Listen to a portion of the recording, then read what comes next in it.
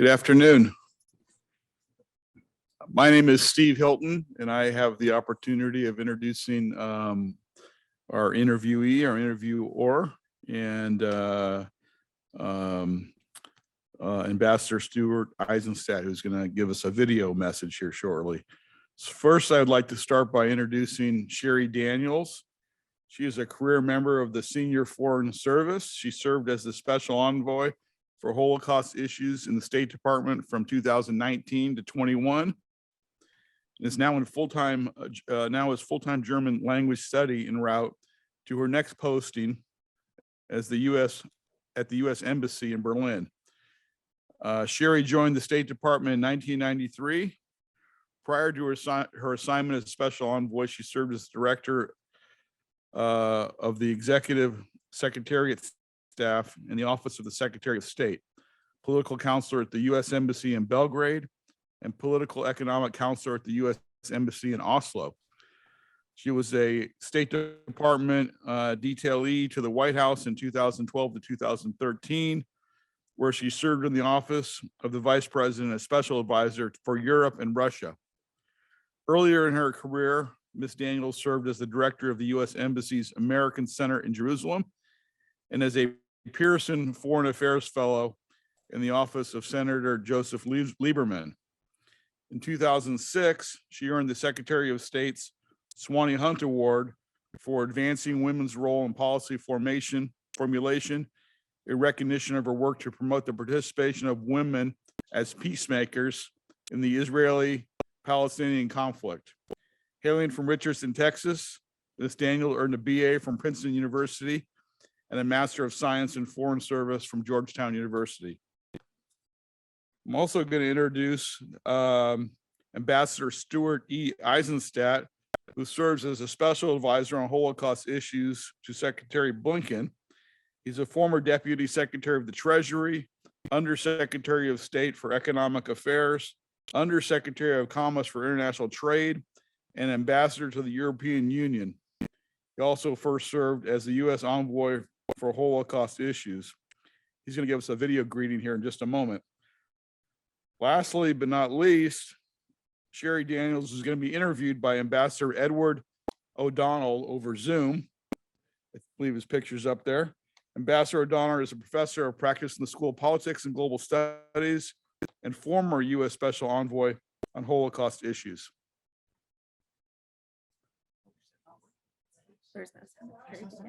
I want to congratulate the sponsors and organizers of Genocide Awareness Week 2022 on your 10th anniversary meeting of this really important event that promotes education, research, and service in fulfilling the mandate of the Genocide Awareness Week. I also want to congratulate the fact that Arizona has now joined some 20 states in mandating education on the Holocaust and other genocides under the guidance of the Phoenix Holocaust Association. This is tremendously important at a time when recent surveys show an abysmal lack of knowledge of the Holocaust, and as survivors pass away at the rate, unfortunately, of about 6% a year. One recent survey by the Jewish Claims Conference that I serve as a special negotiator in annual negotiations with Germany, for example, shows that over 50% of millennials and Generation Z in the United States did not know what Auschwitz was, and over 10% thought that it was Jews who caused the Holocaust.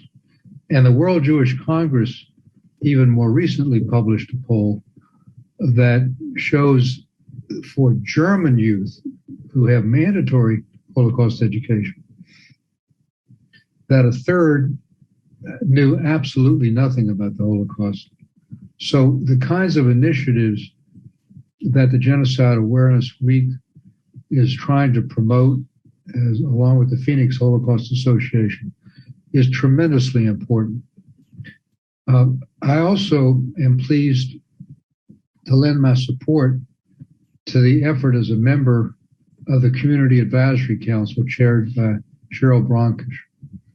I could hardly turn the offer down to join that for two reasons. First, my dear friend and former executive assistant at the State Department, who also served as Special Envoy for Holocaust Issues, Ambassador Ed O'Donnell, asked me. He'll be talking to you later about the work of U.S. diplomacy in preventing atrocities, genocide, and other forms of persecution. But Ed and I have been very close for decades.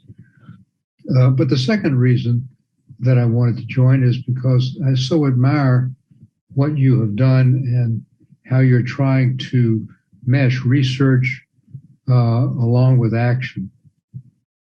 Let me take you back to my own beginnings of Holocaust awareness and recognize where I came from, and then I'll take you through a speech you'll be hearing shortly from Sheri Daniels, with whom I also work. In 1968, after a year at the Johnson White House and graduating from Harvard Law School, I joined the Hubert Humphrey presidential campaign and became his research director. And in that campaign, met Arthur Morse, who had just published a path-breaking book called While 6 Million Died, using for the first time declassified documents of the Roosevelt administration. It disclosed the degree to which FDR and his administration knew about and failed to act on the Holocaust. And this was a shock to me because FDR, President Roosevelt, was an icon in our house. And I literally pledged to myself, I was all of 25 years old, that if I ever had a chance to serve in an administration in a senior enough role, I wanted to do something to remove this cloud from the otherwise remarkable history and bravery of our soldiers in World War II. And that opportunity came when I was President Carter's chief White House domestic policy advisor.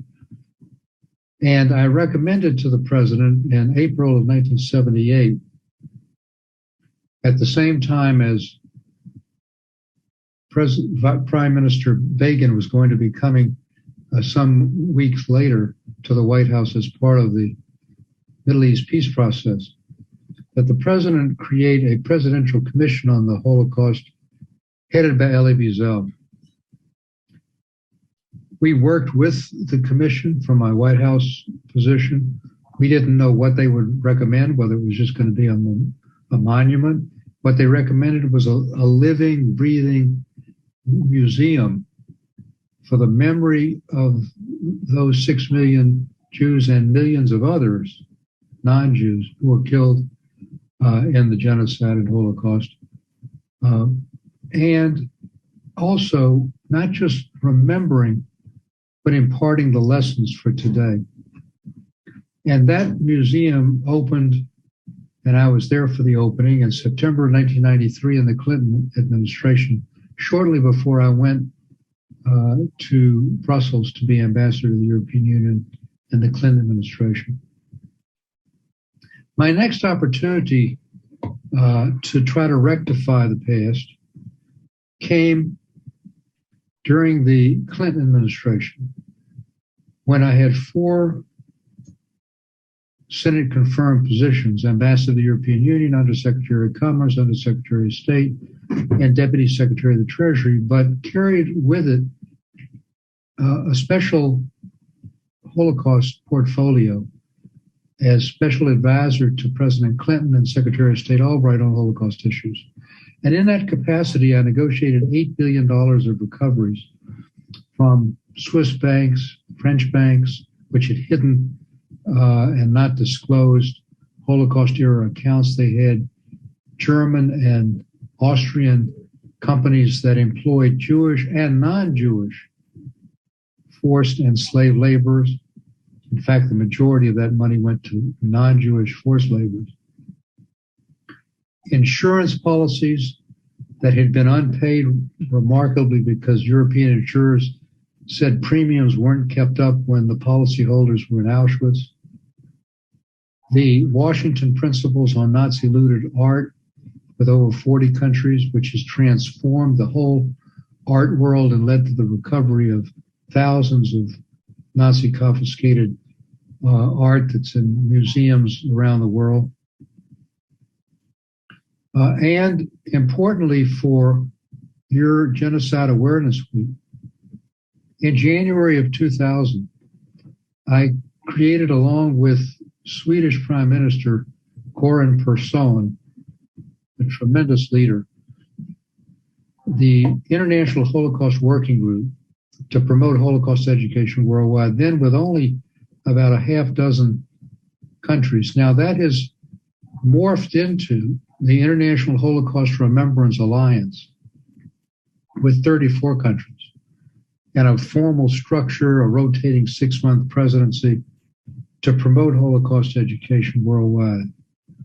Unfortunately, in the United States, the majority of U.S. states have not followed Arizona's lead and have no mandatory Holocaust education at all. And that's one of the things that I hope your Genocide Awareness Week 2022 will help stimulate. During the Obama administration, I served as special advisor to Secretary of State Hillary Clinton and Secretary of State John Kerry, and carried on that Holocaust work, negotiating with 47 countries the so-called Terezin Declaration, which reinforced the Washington Principles on Nazi looted art and encouraged countries to promote social welfare programs for poor elderly Holocaust survivors. And then the 2010 best practices on the return or compensation for real property. And what I had done during the Clinton administration was also to encourage the return after the Cold War, after the end of communism, synagogues and cemeteries, churches, community centers, to the re-emerging religious communities who were unable to practice their religion during the communist era. During the Obama administration, I also negotiated an $11 million agreement with Lithuania for their survivors.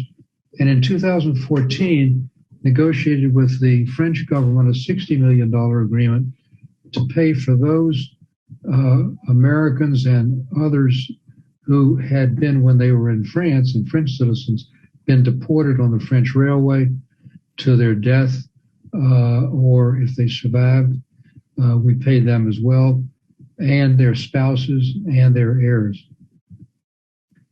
So all of this work is something that I've also continued with the Jewish Claims Conference, which was set up in the Luxembourg Agreement in 1952 to be the official negotiator with the German government on behalf of Holocaust survivors and the state of Israel worldwide. And to their credit, Germany since 1952 has paid over $80 billion to poor Holocaust survivors. And since I started as pro bono special negotiator in 2009, we've gotten an additional $9 billion. And particularly important is not just monthly pensions, which contribute to some dignity for elderly survivors who knew only indignities in their youth, but it provides, importantly, Ed, home care workers. So when I started in 2009, the whole worldwide budget for home care was about 34 million euros. In 2022, it's 626 million euros. And that is life sustaining. It means home care workers come in to the homes of often homebound survivors, provide them with medication, with food, with socialization services, with transportation to doctors. It's really life preserving, and it gives them, again, a greater degree of dignity in their closing years. I also chair the Defiant Requiem Foundation, which promotes a concert drama. We've done 50 of them all over the world. I'd love to do one in Phoenix or Scottsdale. We've done it in all the biggest cities in the United States and in Europe. And it memorializes a Jewish prisoner chorus in Eisenstadt. And we found original members of the chorus, and it honors their use of the arts and music as a form of resistance. Now, I am particularly pleased that at your Genocide Awareness Week 2022, you're going to be hearing shortly from my former colleague and dear friend Sheri Daniels about her work over several years as Special Envoy for Holocaust Issues in the Office of Holocaust, the Special Envoy for Holocaust Issues, which I helped create in 1999 and which has continued in every administration, Republican and Democrat. And Sheri worked tirelessly for educational, memory, and restitution, and her management of the first report to Congress of the Justice for Holocaust Survivors Act, the so-called JUST Act, which I worked with her on in 2021. And we looked at how each of the 47 countries who signed the Terezin Declaration have actually performed in terms of meeting the obligations for that as well.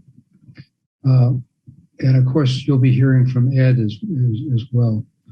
So I do want to mention, because Ed was good enough to state that I very recently been named by President Biden to chair the Holocaust Memorial Council, which is the governing board of the museum. And for reasons which are clear now, because I helped start it with my memo in 1978 to President Carter, it's life coming full circle. So, and what we want to do, so our build on Holocaust Memorial, great success the museum has had. We've had, just hold for an impact beyond anything I could have possibly imagined. Call me back in 10 minutes. When I wrote my memorandum to the president in 1978, there have been 50 million visitors, well over 3/4 non-Jewish. It's an enormous educational device. And it not only, again, memorializes the millions who were killed in the Holocaust, but it imparts the modern day lessons to make it relevant. So, for example, if you went today to the museum, you would find a special exhibit to the Rohingya, that minority in Myanmar who are being discriminated. And there have been special exhibits on the Uyghurs in China and others. There is, under the umbrella of the museum, a committee on conscience, which is designed to elevate current genocides or potential genocides. So what we're trying to do is to make sure that the museum continues to be relevant. They're going to be redoing their exhibition after 30 years, modernizing it, making it more interactive. I'm particularly interested in ways in which we can partner with organizations like the Phoenix Holocaust Association, like your own Genocide Awareness Week, and provide our expertise, because the museum is the place in the United States and indeed in the world for Holocaust research and education. I'm looking for ways we can use artificial intelligence to bring the museum to people. As 50 million visitors is wonderful, but only so many people can come to Washington and come to the museum. So how do we bring some of the exhibits into classrooms, Ed, and use modern technology to do that?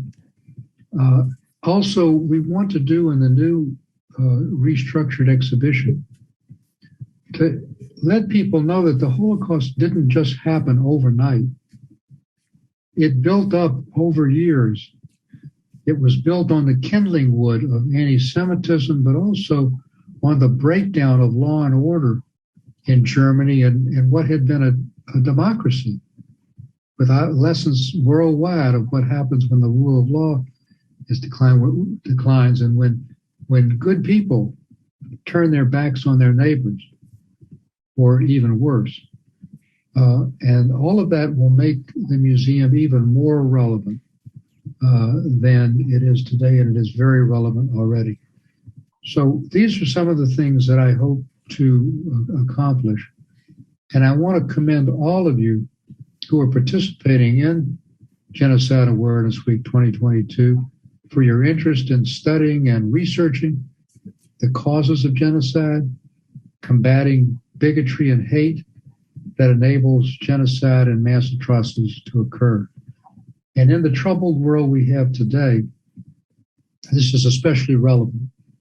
And may I just say that when we look at what's been happening in Ukraine with Russia, that the justification that Putin has made for his wanton invasion of a democratic country is to fabricate the notion that he's doing it for genocide prevention and that he is trying to denazify a democratic government. This is something we put a statement out from the museum, Holocaust Museum, directly combating that. It's misappropriating the Holocaust. And even more recently, on the 1st of March, it appears now that twice that the Russians bombed the Babi Yar Memorial, which is the memorial to those killed at Babi Yar in the Ukraine by the Nazis and their collaborators in one of the great mass atrocities of the war. So if we ever needed any notion of the importance of the museum and of what you're doing in Genocide Awareness Week, we're seeing it unfold before our very eyes in the Russian invasion in Ukraine. So thank you. Thank you for inviting me to serve as a member of your Community Advisory Council, chaired by Sheri Daniels, and I'm looking forward to working with you and strengthening your work. Thank you so much for that statement, Ambassador Eisenstadt. Stu, you have been a leader and performed so much in terms of your many assignments and for people, the Holocaust survivors, and made a difference in their lives. So thank you for being a part of Genocide Awareness Week and greeting everyone who's participating. Thank you. Okay, it's a pleasure to be here in person. I'm thrilled to have been invited to come here to Tempe today. Ed O'Donnell is someone who I worked for as a mid-level or junior State Department employee years ago. Supported his visit to Israel when I was assigned in Jerusalem, and then of course worked in his office, the Office of Holocaust Issues, and later became the envoy myself. So coming full circle, as Stu mentioned, and I appreciate being introduced and having those incredibly meaningful remarks from Stu Eisenstadt, whom I respect tremendously. Ed, I see your picture on there. Are you going to be able to come in maybe by voice or by video? We'll see how that goes, and then we'll start our conversation about the Holocaust and also about the Just Act. Let's see if he's I'm here. Can you hear me? I can. Wonderful. Okay. I Welcome. can't start the video, but I can see you. Okay. So that's okay. We see your picture and you look lovely. So well, hello everyone. And you've heard from one of the icons, most significant policymakers of a generation of diplomats, Ambassador Stuart Eisenstadt. And now you're going to hear from a young and dynamic American diplomat who also in her career, which continues, has achieved an incredible amount for Holocaust survivors, families of the victims. And so, Sheri, if I may, let's kick this off and hear from you. So I would just ask you to please tell us about the Justice for Uncompensated Survivors Today Just Act report that you led, and what is it exactly that this report is about, and what is it that Congress wanted from the State Department in terms of that report? What's the significance of it? Thank you. Sure. Thank you so much, Ambassador O'Donnell. So it was bipartisan legislation, the Justice for Uncompensated Survivors Today Act, or JUST Act. It was written in 2017, co-drafted by Senators Tammy Baldwin, a Democrat of Wisconsin, and Senator Marco Rubio, a Republican of Florida, and signed into law in May of 2018. And what the Congress asked for in this very short and elegant piece of legislation, which at only 2 pages long is a very good read, is it asked for the State Department to say, you have the 2009 Terezin Declaration, which Stu Eisenstadt introduced and negotiated. You have this declaration where 47 countries, including the United States, made pledges voluntarily at the political level to do certain things, to use some of the proceeds and assets that were confiscated from Jews during the Holocaust, recover a small portion of those assets to help survivors live out their lives in dignity. The principle of that, of what they were asking for in the legislation, is what's been done of these obligations and pledges, and what hasn't been done, and what can we do about it.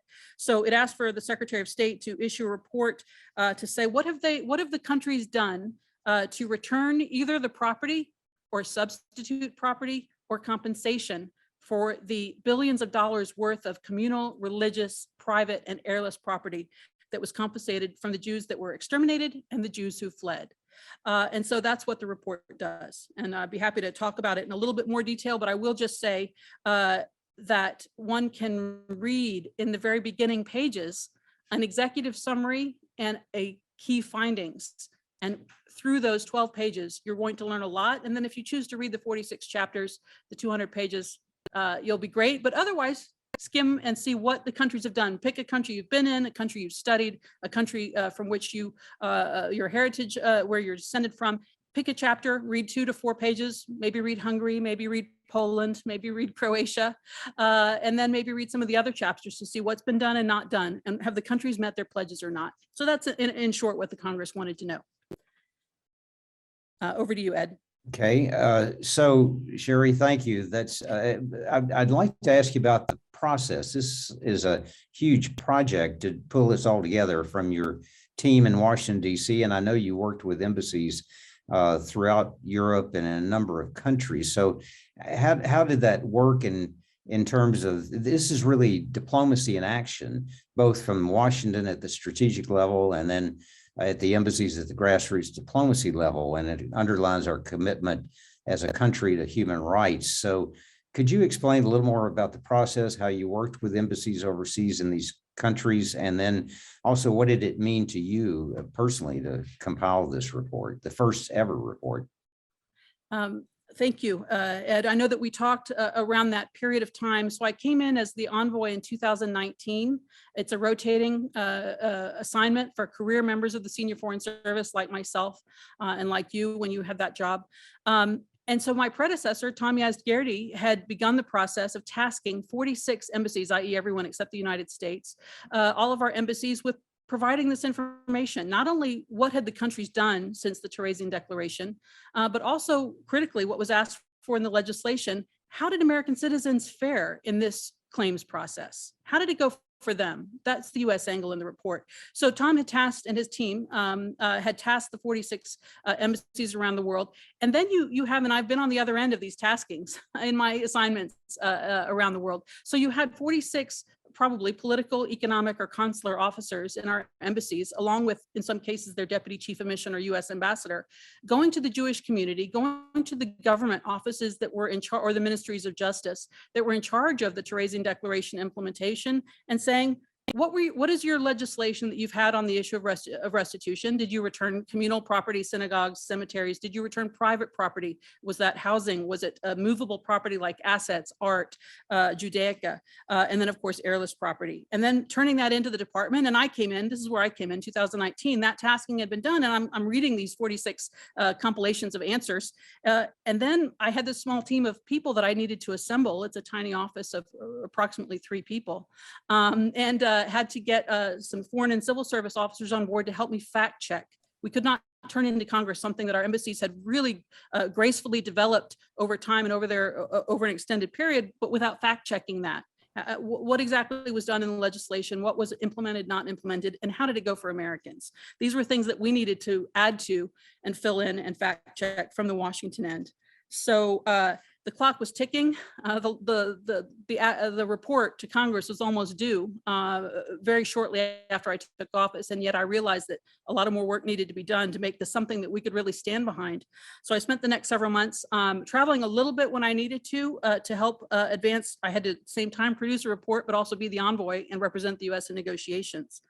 So we worked with people like Stu Eisenstadt, as he mentioned, also with the Conference on Jewish Material Claims Against Germany, the World Jewish Restitution Organization, and in some cases, to the extent possible, with other NGOs in Washington and around the world. So after fact checking these 46 chapters, we had to come with what's the upshot. You know, drafting an executive summary is almost as important as drafting the report because busy Congress people who ask for this information are going to want to know what's the upshot and then what are the key findings. We did that.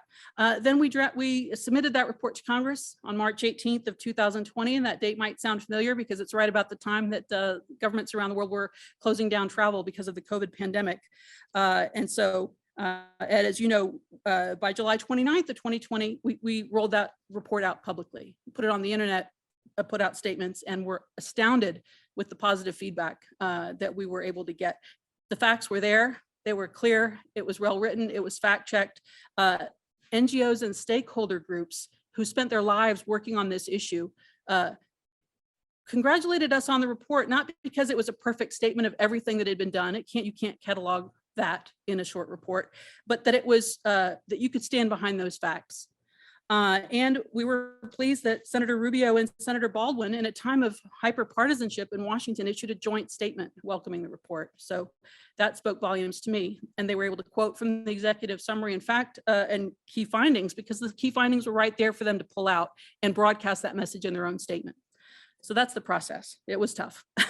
And I have endless admiration for the 46 embassies and our ambassadors in those countries that were at the pointy end of the spear, in the countries where the Holocaust happened. Not all 46 countries were in that case, but how much they pressed this issue. It was not just something to report. It was, what are we going to do about it? You know, are we just going to report and say, gee, it's too bad that all that stuff was taken and those poor survivors never got a fraction of what they lost? No, we're going to do something about it, and that I'm sure we'll get a chance to talk about that. Back over to you, Ed. So Sheri, could you share with us some of the key takeaways, the different countries you addressed in the report? There were some who it appeared fell short, others that, like Serbia and heirless property, that did their part to in terms of their obligations or responsibility. And so could you share with us an anecdote or two of specific countries where a measure of justice was done and for the Holocaust survivors, the victims' families, and the communities that were decimated by the Holocaust? Absolutely, I'd be happy to do that, Ed. And you bring up a couple of good points in your question that'll be fruitful for me to dig in. One, I would say, is that the restitution story in each country is unique. And that's why the law asked us to report on the specific measures and legislation in every affected country that made those pledges.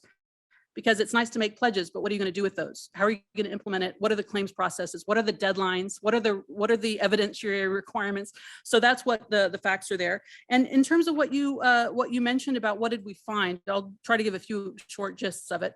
The report made clear that of the 46 non-US countries that endorsed the Terezin Declaration, many of them had yet to pass any laws that facilitated the restitution of immovable property. In countries that had adopted that legislation, too many claimants faced discrimination based on citizenship, based on residency, or were otherwise unable to benefit from the law due to overly complicated administrative barriers. And those were not by chance in some cases. There were some positive stories out there. You mentioned one of them. Some countries had done incredible work to return the property or find a way to a measure of compensation, a small fraction of compensation to whatever their best of their ability. For private property, for communal or religious property, and communal and religious was an area that was relatively more was done in that space than in the other space. And the least had been done on the area of heirless and unclaimed property. This was a gaping hole. You know why? Because no one was there right? The communities were essentially wiped out. Very few came back or survived or came back. And therefore there was no one there able to press those governments, in some cases, to do anything about that property that never came back to the communities. So I'll offer Norway as a positive example. Comes to the top of my mind because I served there in the 2000s. When I got there, they had already finished, before the Terezin Declaration was ever negotiated, they'd already finished their restitution work by compensating the country's tiny surviving Jewish community for property that was seized from the Jews deported from Norway during the Nazi occupation of the country. Then you have Serbia as a more recent example. In 2016, in February, while I was there, they became the first country after the Terezin Declaration to adopt groundbreaking legislation to solve heirless and unclaimed property. They came up with a formula that was negotiated over several years between the local Jewish community, the Federation in Serbia, but as well as the World Jewish Restitution Organization. And they did it in a way that was reachable for a small country like Serbia, spread it out over 25 years in terms of trying to rebuild and revitalize that small Jewish community over time, but also returning, not just compensating, but returning certain properties, or if they couldn't return that property, returning a substitute property of similar value. And that process continues. Now to the second half of your question, has anyone done anything since? Because of course I came in 2019 and Tom was there before me, and Ellen, my friend, Ellen Germain is the envoy now. We did see some. You had these 46 chapters plus the executive summary, a little bit of a momentum behind the public launch of the report. And then you had in January 2021, less than 6 months after the public release of the report, you had Luxembourg, which came forward and completed several years of negotiations and launched a historic framework agreement settling and wrapping up all remaining property restitution issues related to immovable property on communal and religious property, as well as heirless property, and established a Holocaust education center, or put funding forward from the proceeds of this property over all these years that had not been returned, created a Holocaust memorial in Luxembourg on the place from which the Jews of Luxembourg were deported, many of whom to their deaths. So this was a commitment made by the current government of Luxembourg after great effort from our ambassador at the time and from the World Jewish Restitution Organization and others. And finally, I'll just mention you had, during my tenure, the Netherlands government. Stu and I sent letters to them about their art restitution policy. Are they leaning too much on the side of protecting museums' rights and not enough on the side of protecting the original owners?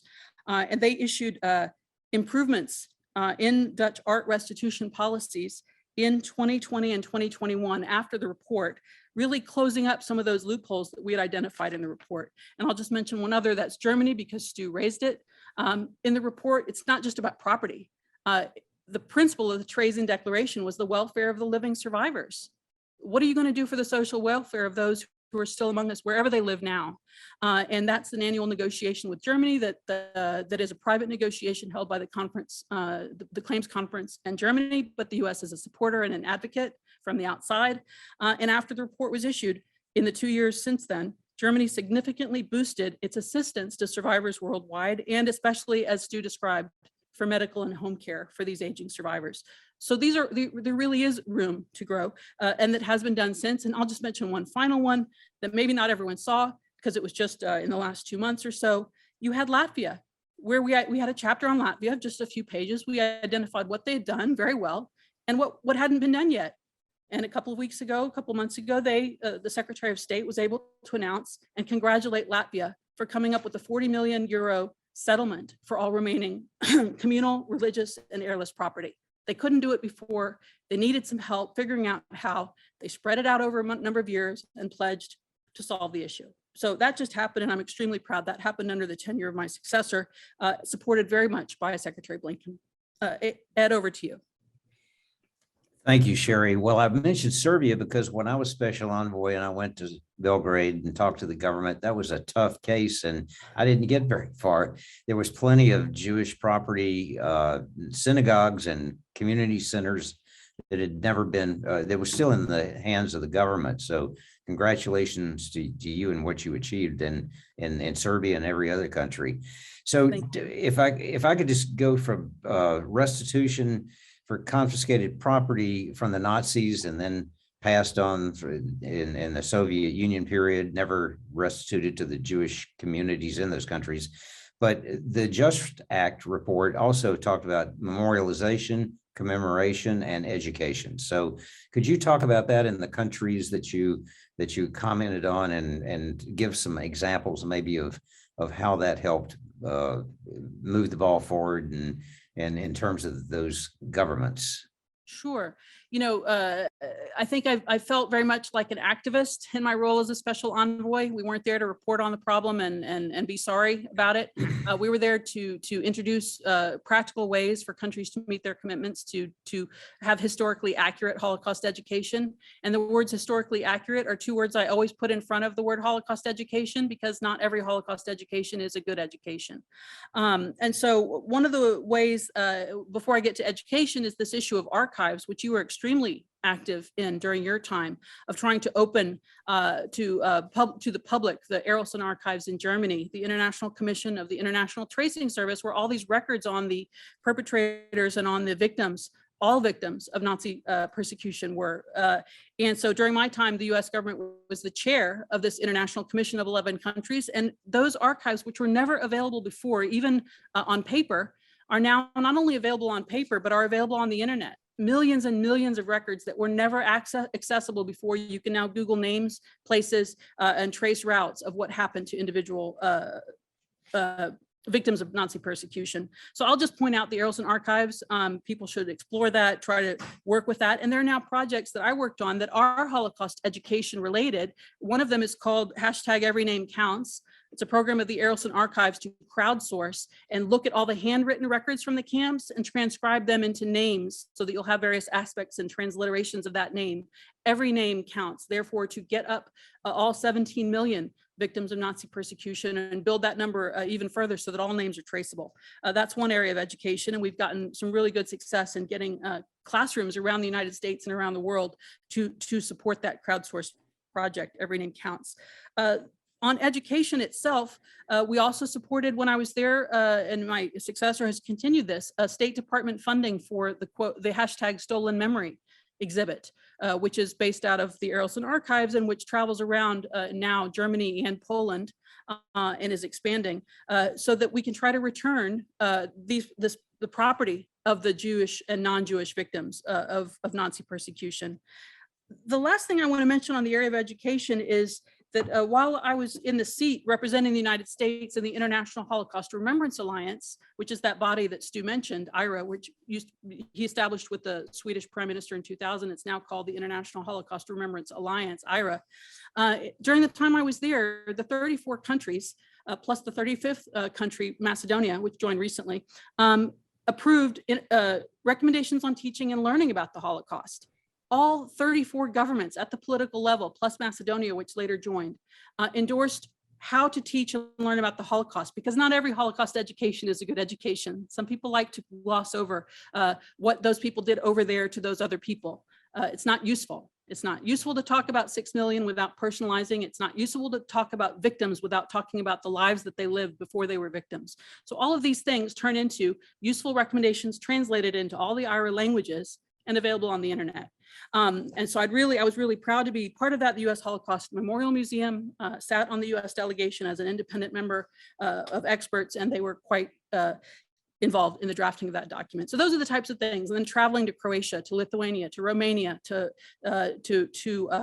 Luxembourg, in every country that I went to, and especially to Poland, in every country I went to, making sure to bring up, how are you teaching the Holocaust? And then speaking to teachers to say, how are you doing? How is it going? How can we help you with exchange programs? And that's those programs that live on beyond my tenure, I'm extremely proud of. Back over to you, Ed. So Sheri, again, congratulations, everything you've achieved. You really have done a lot in terms of implementation, not only through this report, but all your activities and travel. So if I could just conclude and wrap up, maybe you could tell us as academics, those in the audience who are academics and students or activists, how could we get involved to make a difference? And specifically, how would we draw a line from the lessons of the Holocaust, which is not only about history, it's about today, and trying to stop genocide and mass atrocities and prevent that that progression from hate speech, bigotry, prejudice that sadly still evolves into mass atrocities, ethnic cleansing, or genocide. How can we get involved from the lessons of the Holocaust? I know that you're extremely engaged in making sure that you and your students and the students of many of the professors who are here today, the teachers and educators and professors and activists and NGOs, are involved in exactly that issue. I think one thing is to try to keep people from getting dejected or overwhelmed by trying to solve all genocides at once and what can I do, and then throw up their hands and say, well, I guess not, right? That's not the reaction you want to generate. What you want to generate is pick one. First, learn the lessons of the Holocaust to the best extent you can with the tools and resources on the US HMM website, which include these IRA tools that I mentioned. So you do that and you learn the lessons from that, which is to say, be an upstander, not a bystander, which is language that Secretary Blinken has used, as well as Oscar Knobloch this morning, and as well as many speakers at this Genocide Awareness Week. So what does it mean to be an upstander, and can you do it in your time? Can you do it theoretically? Can you put yourself back in one country or the other during the Holocaust and find a way? What would you have done in similar circumstances? Or can you see a signpost along the way of dehumanization or putting some category of people, whatever that category, refugees, LGBTQ, Roma, immigrants, putting those people in a box and calling them less than human? Right? So what would you do about it today? Not what would you do, what will you do? And trying to create that, not a dejection of, I can't do anything, I can't do everything, so I won't do anything, but rather to pick an action that students can achieve, or that your research candidates here can achieve. I think one of the things that people can do is to get involved in combating modern day anti-Semitism. The line from words to action is not that long. Sometimes it might be slow and we might not see what's happening, but perhaps after learning about the Holocaust and how anti-Semitism started with words, not with gas chambers, as Oscar Knobloch said so elegantly this morning, it started with words, it started with hatred, it started with dehumanization, and it led to. And so I think that one thing that people can do is to get involved today, and it will be meaningful when they can get involved at their community level by being involved in your community advisory board, or involved in your task force on education. Or if you're living in New Jersey or Texas or another state, getting involved there, or in another country.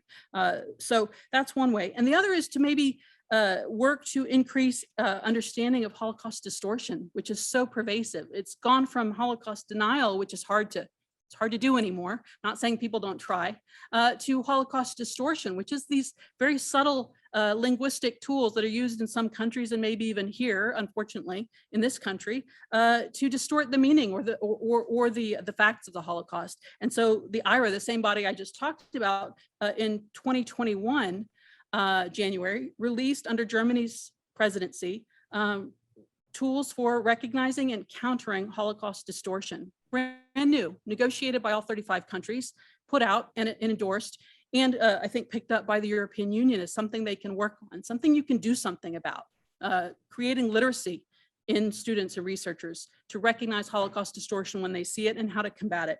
So those are some of the ways. That, and getting involved in the Every Name Counts project of the Arrowson Archives, where you can put your hands on the history and crowdsource the names, count every name, countering anti-Semitism, getting involved at your local level of reading the definition that's in the back of this handbook, the IRA working definition of anti-Semitism, very elegant, just a few lines, but then with a list of examples. What does it look like? If we were footballers in Germany, if we were mayors in Frankfurt, would we recognize anti-Semitism when we saw it? Would we see it in a cartoon? Would we recognize that cartoon as anti-Semitic?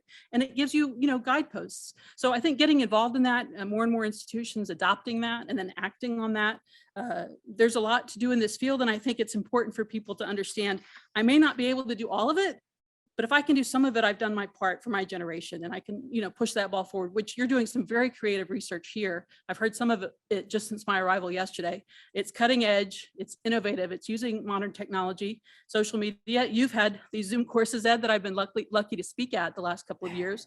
And I think getting classrooms together, I found so many European teachers and students who would love to have an engagement and exchange with their American counterparts. I think if we can, the Secretary of State supported that in his speech at Malmo, Sweden, on the 20th delayed 20th anniversary of the founding document of IRA. And the secretary announced there in October of 2021, that he's going to expand the International Visitor Leadership Program, the exchanges of the State Department. He's going to fund at the tune of $1 million work in Central Europe to combat Holocaust distortion. So 80 years later, you think, well, that's old, we're going to move on. No, it's still relevant, unfortunately, frighteningly so in too many circumstances. And so these very concrete steps people can get involved in, especially combating anti-Semitism or racism and discrimination in their own communities, that is a direct line to the Holocaust. That is a matter of genocide prevention or of preventing bigotry. So those are some of my ideas, Ed. Hopefully that gives you a starting point of where I stand on that issue. Thank you, Sheri. I think we have a few minutes for questions if you want to look to the audience and those who are present. Absolutely. Let me do that, and then I'll pull you in if they ask something that that you can't hear. We'll start in the back. Thank you for that eloquent presentation. Thank you for your service and for everything you've done.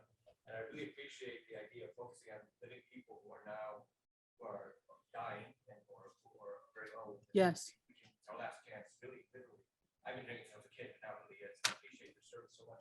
I want to ask you, I mean, a lot of what you do, there's these unclaimed assets, and we don't know what to do with them. So we're trying to say, well, we can't find the original owners anyway from a long time ago. Right. Might be third generation by now anyway. Let's use them collectively for this people. I mean, that's the 50s. Germany gave to Israel by that period so much money. Right. So I wonder if we can take, and thinking about that, I'm thinking about your comment about taking the lessons of the Holocaust, stopping dehumanization whenever we see it, speaking up to it against anyone. Right. And I wonder, to what extent do you feel we can take the work you've done and the logical underpinning of it and apply it to other genocides and other possibilities of reparations, and also potentially to the debate in America about reparations for slavery and for post-slavery things like appropriation of labor property?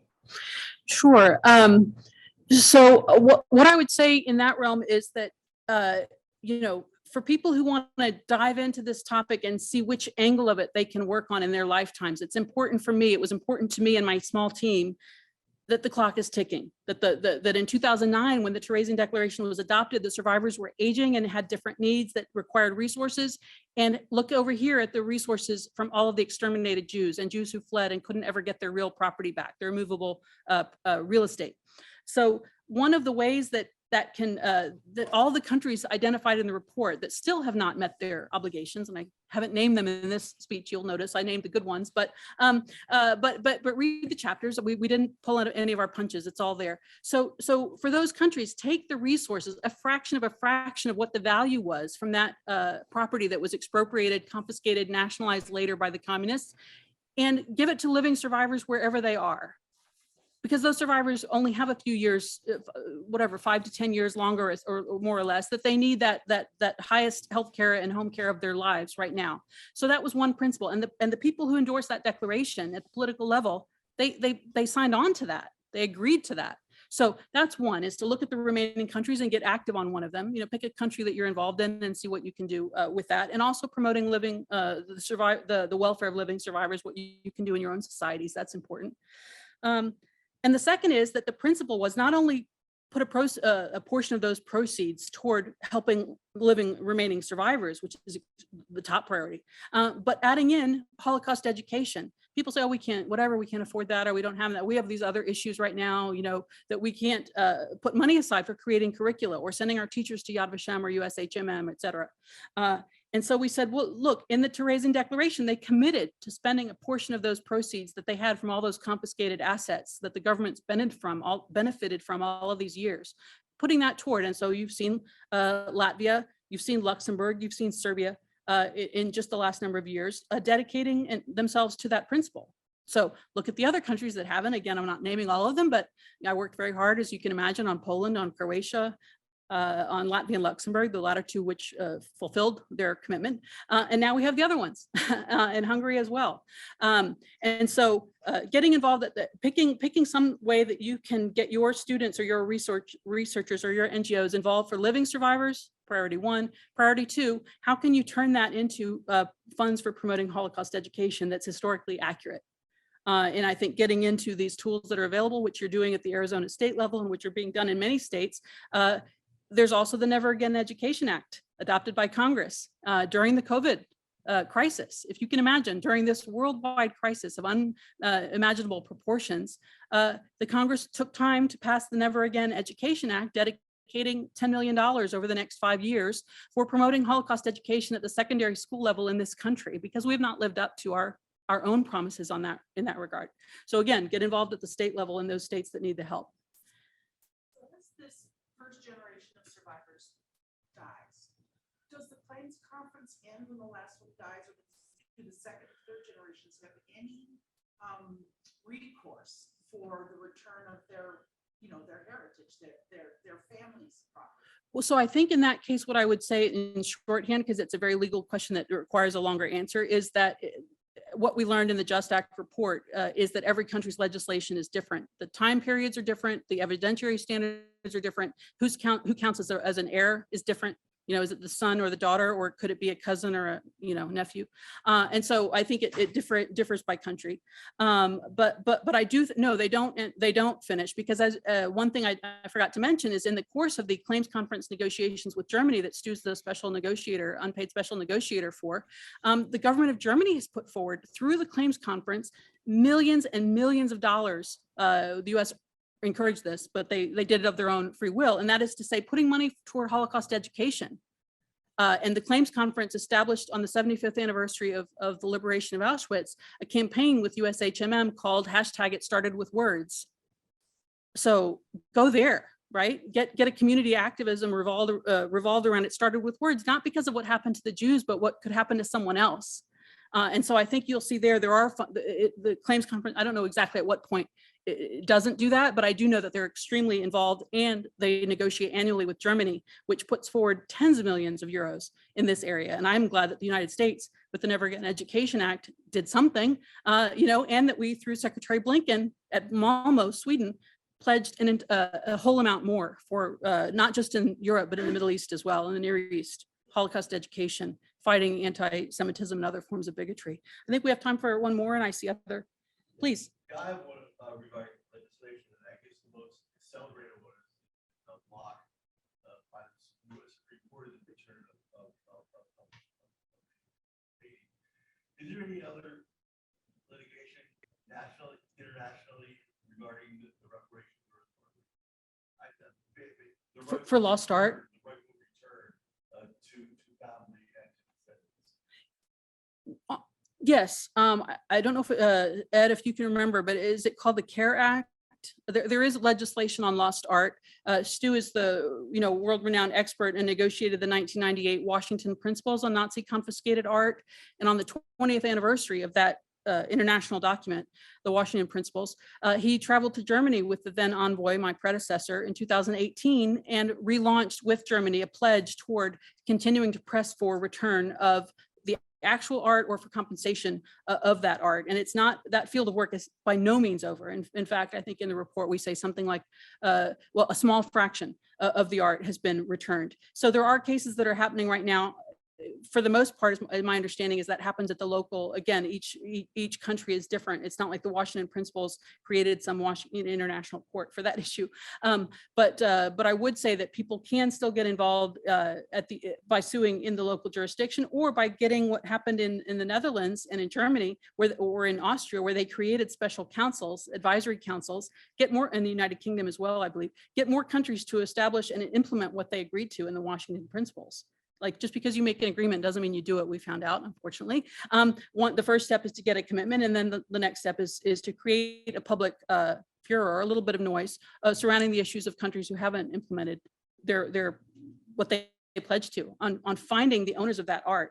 They had to affirmatively, you couldn't just say, well, it's in our museum, we don't really know whose it was before. They pledged to actually go out and look for the owners, and to put, there's something called the Lost Art Foundation, which is housed in Germany, which the U.S. is on the board of, the advisory board, or the board of trustees of. And so this Lost Art Foundation is something I would urge you to explore. But more resources are being put on the internet so that people can find what they couldn't find before in the age of paper snail mail. They can now find on the internet through this global network and a database things they couldn't find before. for and try to connect the owners with the art. And then of course, go through a process, usually negotiated. Jacob. Sheri, someone online asked where this was available. Yes. I just looked, I think it's available online, but I didn't know if you could speak more to how they can download this. Okay, perfect. Let me see if it's in there. But yes, bottom line is, I think we can put, if possible, I can head back there and put it into the chat. And if not, if you've got a record of who's on the conference. But if people go to @the IRA, so @ the IRA, IHRA, that's the Twitter handle for the IRA. And if you do it without the word the, then you get to the International Hot Rod Association. So I would encourage you to put at the IRA, and at the IRA is this association. The document is there in English and in all of the other IRA country languages, whether it's Portuguese or Spanish or Serbian or Croatian or everything else. So that's where it lives. And an easier way is if you go to ushmm.org and you go to the education page, it's co-listed there. The IRA teaching recommendations. Of course, you're going to have a whole bunch of USHMM teaching recommendations, but the IRA is pinned there on their site.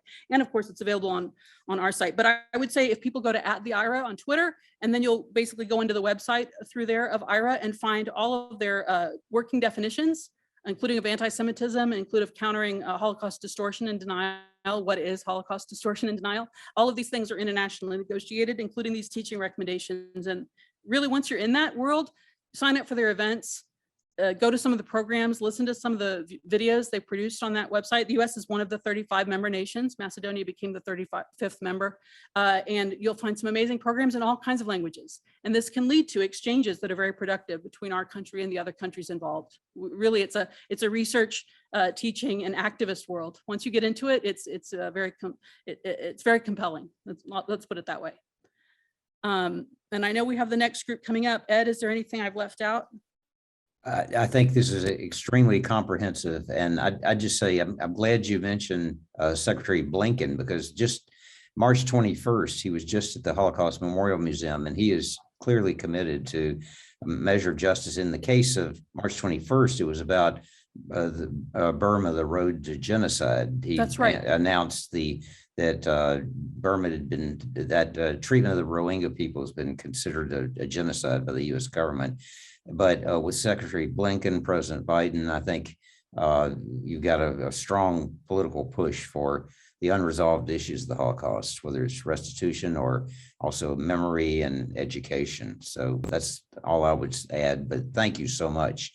Very comprehensive and well done. Thank you, Sheri. My pleasure, and I'd be happy to pass on some of the resources we talked about, whether it's Secretary Blinken's speech declaring, making a legal determination that what happened to the Rohingya in Myanmar and Burma is genocide, but also his speech at the Malmo, Sweden conference marking the 20th anniversary of the IRA. And also what I really recommend is for everyone to watch Secretary Blinken last April 2021 at USHMM. He was the keynote for the Yom HaShoah program. And that's where he went and did a deep dive looking inward at the United States role during the Holocaust itself.